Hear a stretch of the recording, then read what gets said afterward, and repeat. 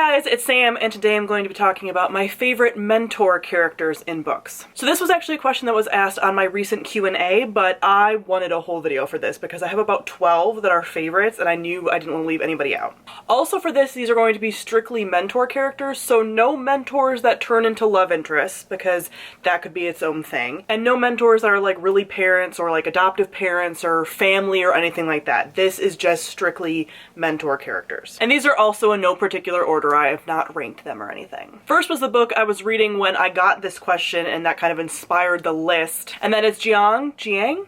I've only ever read the name, from the Poppy War. And this is kind of like the quintessential favorite because he has so many different tropes that I just really like about mentor characters. So mentor characters typically pop up in like school or like training type settings in books. And one of my favorite tropes about mentors is the really super powerful mentor that seems really weird and eccentric first. So our characters have to kind of figure out like, oh wait, they're not crazy or dumb or whatever the case may be as far as like what their reputation is. They actually hold an immense amount of power, and he definitely exemplifies that. Then we have Esrahaddon, I think is again how you say his name. And he is from Theft of Swords by Michael J. Sullivan. And mentor is like because he does mentor like some of the characters but not necessarily our main characters, but he is a wizard character. And so he's this character that's in the background who is again immensely powerful and is kind of like guiding things. Like you don't quite see, especially at first, like what he's doing. I've read the first book in the series so far, but it's also not clear like, is he good? Is he bad? Does it depend on the day? Not quite sure. He's one of those like morally gray, morally neutral type characters, and I also love those kinds of mentors as well. Then we have Chains from the Lives of Locke Lamora by Scott Lynch. This is a character that like is technically like towing the line because he is sort of like an adoptive parent to the crew of thieves, but not really. He is their basically like kind of gang leader trainer. He adopts kids that pretty much can't be adopted out and are like troublemakers and turns them into really wonderful thieves. So he is definitely a good mentor character and someone that I feel for. It's also really funny too because he dresses up and pretends to be basically a priest, and he's not, but he's a priest for like the thief god.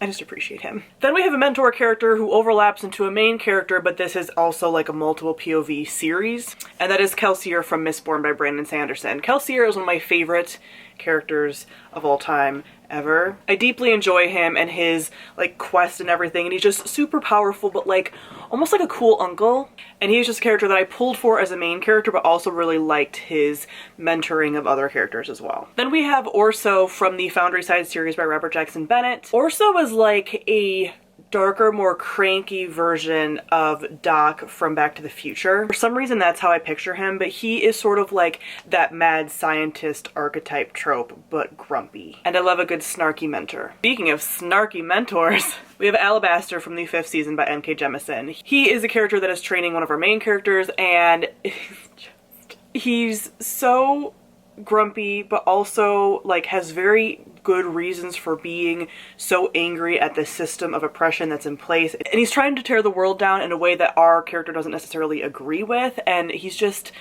I just feel for him, like the things he goes through throughout the series and the relationship he has with the main character just hurts me. Then we have the Mace from the Tierling trilogy by Erica Johansson. The Mace is part of the Queen's Guard, and he is one of the people that is protecting the main character, but is also one of the like mentors to the main character and becomes like a surrogate father figure, but again is like not related to her in any way. And it's just another one that just like pulls at my heart, like their relationship and their dynamic and how much he cares about her, and then how much he does like train her and how much they trust each other. It's just beautiful. And we have two different types of mentors from the Nevernight trilogy by Jay Kristoff. We have Mercurio, who is Mia's mentor from being a child. He's the one that originally like got her into potentially wanting to be an assassin. And then my favorite of her teachers at assassin school is probably Spiderkiller. And these are two very different kinds of characters. Mercurio kind of falls into a similar thing with like the Mace, where he's almost like a surrogate father figure, where Spiderkiller is actually like not a great person necessarily to Mia, but I really enjoy, particularly in assassin schools and those kinds of like plot lines, the poisoner who poisons their class. It is a trope that basically happens every single time, so I don't think that's a spoiler to say like that happens. That happens in like every single book that has like a poisoner or poison class. Like they're always going to poison their class, and I just have some kind of like soft spot for it. I don't know, I always just like love the poisoner characters. I find them so interesting, and I just find again the spiderkiller dynamic to be really interesting as well. She's one of many different teachers at the like assassin school, but oh, she is my favorite. In a similar vein to that, we have Apple and Kettle from the Book of the Ancestor series by Mark Lawrence. This is another series that features like an assassin school, although this is like magical assassin nuns. And Apple is that poisoner teacher badass. And then Kettle is more of the like sword. She has kind of a lot of roles. Like she's definitely very good as like a fighter, as a spy, things like that. And Apple and Kettle are actually in love, so that's extra perfect, but I love both of them. And yeah, I would say like if I had to choose, Apple may be my favorite, but again, just because like those poisoner characters, I love them. Then we have Burritch from the Farseer trilogy by Robin Hobb. Burritch is another one of those like sort of surrogate father figure type characters. He takes in our main character Fitz. He's a stable master, and he sort of like trains him to be a part of the stables, but then is also protecting him through most of his life. And yeah, he is one of those like grumpy, I feel like the surrogate father figure is always like a grumpy, usually in like a working class profession or something like that, like isn't one of the like royals when there's these like royal fantasy settings, and just has like a heart of gold but doesn't want to show emotion, but eventually shows emotion throughout the series. Gets me every time. Then we have the women of Foxway from the Raven Boys series. Technically Blue, our main character, is related to one of the, well, one's like her mom, but then I don't know if the other ones are, I think the rest of them are just like friends.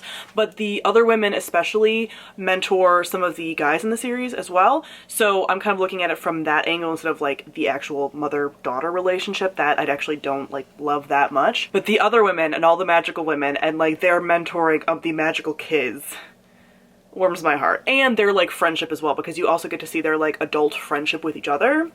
Is very good. And last, but certainly not least, we have Bagra from the Grisha trilogy by Leigh Bardugo. Bagra kind of like combines a lot of my favorite tropes. She doesn't fall into any of the like surrogate parent territory, but she's grumpy and extremely powerful, and people are like kind of afraid of her. And she's not a poisoner, but I feel like she does that similar tactic of like hard learning through like pain. Again, none of these people, like few of these people are people that I'd actually want to like learn from and for them to be my mentors, but I like their dynamic with their main character. So yeah, she has like everything, and she's just perfect in every way, and I love her curmudgeon-y self. So that is it for my favorite mentors in books. Comment down below and let me know some of yours. I did purposefully leave out like The Hunger Games and Harry Potter because you guys know that I don't like repeating stuff that like everybody knows. So if those are your favorites, like I guess you can tell me, but also I would like to know other ones outside of those books. So thank you all for watching, and I'll see all of you guys soon. Bye.